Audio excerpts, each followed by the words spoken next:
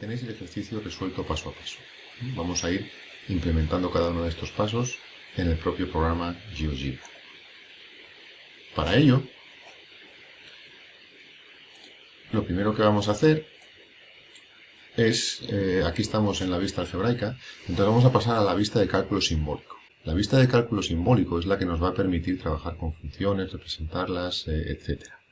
Bueno, podemos crear un archivo nuevo o podemos a partir de este simplemente venir aquí a esta ventana lateral y abrir la vista de cálculo simbólico.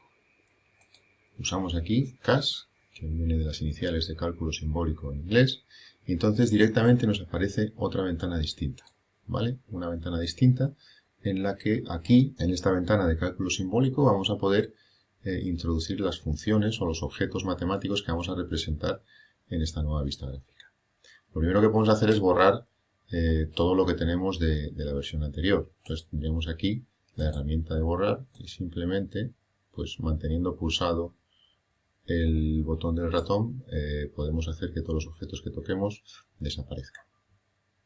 Una vez estoy en la vista algebraica, en este caso vamos a mirar las instrucciones paso a paso de lo que tengo que hacer para este ejemplo. Lo primero es introducir los valores de las funciones f y g de x. X sería mi variable, mi eje horizontal, y las funciones f y g se van a representar en el eje vertical. ¿De acuerdo? Pues tendría que venir aquí a la hoja de cálculo simbólico, a la hoja algebraica, y aquí es donde voy a escribir las instrucciones para hacer estas funciones. En este caso escribiremos sobre la propia vista simbólica la definición de estas dos funciones. Para definir una función tengo que utilizar la siguiente sintaxis. F entre paréntesis la variable, y aquí ahora tengo que poner dos puntos igual para asignar pues la función que me interesa, que en este caso es el seno de x. Una vez yo hago esto, ya aquí el sistema me reporta que ha creado una función que se llama f de x y que es igual al seno de x. Y si os fijáis que tengo la representación sinusoidal de la función que me interesa. Lo mismo puedo hacer para la función g de x. Otra vez recordar el dos puntos igual, coseno de x. Y aquí tendríamos la otra función. Veis la forma típica de las funciones seno y coseno de x. Ahora lo que voy a hacer es cambiar el color de estas dos representaciones. Bueno, por supuesto podríamos trabajar de forma simbólica con estas, buscando los máximos, haciendo derivadas, de todo tipo de cosas. Pero vamos a ir a lo sencillo, que es generar el código para representar esto gráficamente en un documento de LaTeX. Lo siguiente que vamos a hacer es cambiar los colores de representación de estos dos objetos que tengo aquí, estas dos funciones. Para cambiar los colores, vengo simplemente sobre cada una de las funciones, la que me interese. Entonces, vengo, por ejemplo, sobre este. Aquí pulso el botón derecho y en el botón derecho puedo ir a propiedades.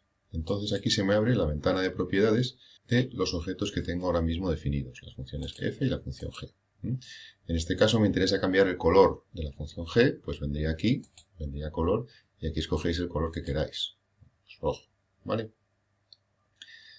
También podríamos cambiar otro tipo de cosas como el estilo, hacer más fuerte el grosor, o que la línea sea opaca o transparente, o hacerla con puntitos, con rayitas, como queráis. Esto ya aquí a gusto del consumidor. Después hay más propiedades que podéis ir cambiando, como la evolución del objeto ante distintos eventos que vayan sucediendo, pero bueno, eso ya es un tema más complejo que podéis explorar en el tema de la ayuda de GeoGebra. Lo que sí podemos hacer es cambiar, por ejemplo, el nombre de las funciones o incluso la función directamente sobre esta ventana de preferencias. Además, también podéis mostrar y ocultar el objeto. Bueno, si os fijáis aquí, me sale en tiempo real lo que va ocurriendo. Podéis mostrar y ocultar el objeto. Podréis mostrar una etiqueta con el nombre. Pues aquí nos sale la etiqueta con el nombre. Podéis fijar el objeto para que no cambie, aunque varíen los parámetros, etc. En nuestro caso, con cambiar el color tenemos suficiente. Y el siguiente paso que vamos a hacer, si os acordáis del enunciado, decía que vamos a resaltar los ejes. Para resaltar los ejes, simplemente lo primero que tenemos que hacer es deseleccionar la función que tenemos. Si ahora mismo pulso el botón derecho, pues me van a salir propiedades del objeto que está seleccionado. Si quiero trabajar en aspectos generales del dibujo, como los ejes, por ejemplo, entonces tengo que deseleccionar. Para eso pulsáis con el botón en cualquier parte que esté vacía, y ahora al pulsar el botón derecho ya os salen las propiedades de los ejes. y en este caso aparecen las preferencias de los ejes. Si lo que queremos hacer es resaltar los dos ejes, vamos a poner aquí para que se vea, si queremos resaltar los dos ejes simplemente pulsamos negrita y ya automáticamente aparecen resaltados. También este es un menú de referencias, podemos cambiar las dimensiones que nos está representando el sistema. Entonces, por ejemplo, vemos como las dos funciones seno y coseno toman valores entre -1 y 1, que es lo esperable. Lo que vamos a hacer es intentar hacer un zoom en el eje Y. Podríamos hacerlo de dos formas. Directamente con el zoom, que es en este caso con la rueda del ratón, bueno, pues podemos acercarnos. Sin embargo, aquí lo que estoy consiguiendo es ampliar toda la imagen, ¿de acuerdo? Entonces, yo lo que quiero hacer es que esta representación cambie solo en el eje de las I's. Entonces, para ello puedo venir, poner aquí un I mínimo que sea 2, un I máximo que sea 2, y de esta forma ya consigo representar la función de forma que se ve un poco mejor. Lo mismo puedo hacer en el caso del eje X. Aquí lo que me interesa es representar entre 0 y dos ciclos de la función, entre 0 y 4pi. Pues puedo poner 0 y puedo poner aquí 4pi. Y de esta forma, pues vemos cómo representamos dos ciclos completos de la función. Y de esta forma, pues ya tengo la función definida entre 0 y 2pi. Bien, nos queda un pequeño detalle, y es que si os fijáis, en el eje de las X está representado en números decimales, tal cual, ¿de acuerdo? Y a mí me interesaría representar esto, puede interesarme, en este caso, representarlo como múltiplos de pi, porque estamos expresando una función trigonométrica. Entonces, para ello, nuevamente, podríamos venir aquí y aquí especificar que la división, las propiedades en el eje X, es que quiero que esta distancia sea, por ejemplo, pi medios. Escribo aquí pi medios, y de esa forma, si os fijáis ahora, la definición del eje X es en función de pi, que es pues más útil para trabajar con funciones trigonométricas de este tipo. Entonces, de esta forma ya tengo la función que yo quiero representar definida pues como a mí me interesa. Lo que ocurre es que si yo mando ahora que me genere el código de todo esto, pues la verdad es que no se ve bien el eje de las I's, perdón, y pues esto queda aquí un poco chapucero, cómo acaba este eje y cómo se ve la función.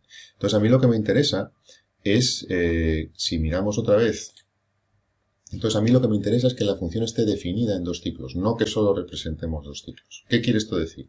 Bueno, si hacemos un poco de zoom hacia afuera, a mí lo que me interesaría es que la función empezase a representarse aquí, es decir, que todo esto no se representara y que a partir de aquí tampoco se representara. Es decir, representar la función solo entre valores de x desde 0 hasta 4pi. Para hacer eso necesitamos cambiar ligeramente las instrucciones que hemos metido en este ejercicio. Si os fijáis, aquí para que se defina para dos ciclos de las funciones, tenemos que definir esta función entre 0 y 4pi. Entonces, la función que tenemos, o la variación a la función que tenemos que escribir es esto que aparece aquí. ¿De acuerdo? Función, la que queremos representar, y los límites donde está definida. Así que volvemos al GeoGebra, y lo que vamos a hacer es aquí, editar directamente la instrucción que estamos metiendo, y entonces poner seno de x, 0,4pi. Al hacer esto, fijaros cómo la función deja ya de estar definida para valores posteriores a 4pi o para valores menores que 0. Lo mismo podemos hacer entonces con la función de coseno de x. Y de esta forma ya tenemos definida nuestra función entre 0 y 4pi, las dos funciones en concreto, y con un aspecto razonable para poder ser representado como un gráfico en un documento. Lo último que nos queda para cumplir con las instrucciones del enunciado es ver la rejilla. Para ello simplemente seleccionáis cualquier parte de la vista gráfica y pulsáis la rejilla. De esta forma, esto es exactamente lo que yo quiero representar ahora en mi archivo que voy a introducir después en Overleaf, en el documento principal de LaTeX. Entonces, ¿cómo se exporta esta imagen a un documento de LaTeX es lo que vamos a ver en el siguiente capítulo.